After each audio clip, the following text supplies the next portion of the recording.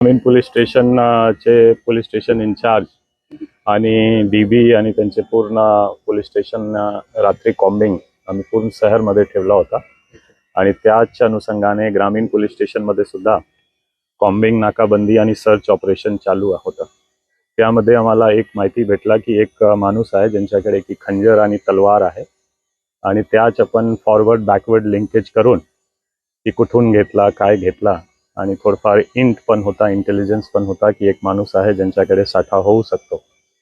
हा टिपिकली जे दुकान होता इतवारा पोलीस स्टेशन हद्दमध्ये आहे, पण हा माणूस जे घर आहे मेन एक्यूज मेन सप्लायर हा वजीराबाद पोलीस स्टेशन हद्दमध्ये अबचलनगरमध्ये त्यांचे घर आहे।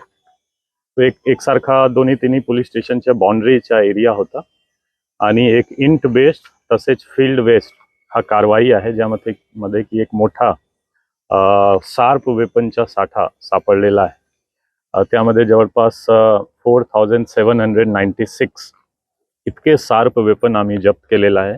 त्यामध्ये काही 5-10% रिलिजियस किंवा सेरेमोनियल पर्पजसाठी वापर होऊ शकतो, पण असा दिसतो की जे मोस्टली आहे हा क्राईममध्ये वापर होऊ शकतो। हा मध्ये रिलिजियस किंवा सेरेमोनियल पर्पजसाठी वापरणे लायक हा शस्त्र दिसत नाही। त्यामध्ये काही तो खूप चांगली क्वालिटी आहे, खूप एकदम इम्पोर्ट क्वालिटीच्या काही शार्प वेपन आहे ज्यामध्ये की खंजर असो, डॅगर असो, काही गुफ्ती जे आपण खूप हिडन करून वापर करू शकतो। गाडीमध्ये तुम्ही ठेवणार तर तो माहीत पण पडणार नाही की एक शार्प वेपन आहे। तो असा जे क्राईममध्ये सुद्धा वापर होऊ शकतो असा एक मोठा साठा सापडलेला आहे।